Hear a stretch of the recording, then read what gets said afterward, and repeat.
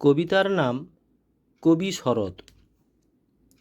আমাদের লালটু পড়াশোনায় ফালতু, অঙ্কে পেয়েছে সে শূন্য, ইতিহাস নামে পাস, ভূগোলেতে হাঁসফাঁস, ইংরাজি অতীব জঘন্য।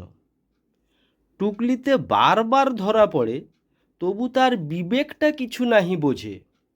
একই বই, একই খাতা, বাড়ে বটে গভীরতা, তল তার নাহি পায় খুঁজে।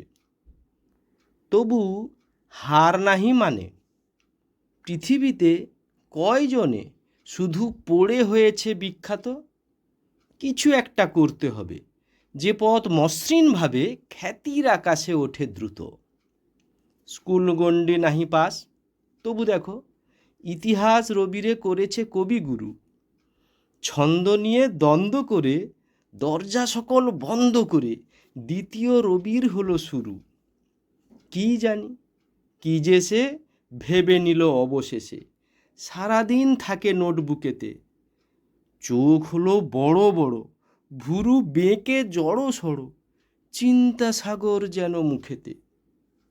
কঠিন কঠিন শব্দ শিখে, হাজার ছন্দ ফেললো লিখে, ছন্দে ছন্দে ছন্দময় খাতা।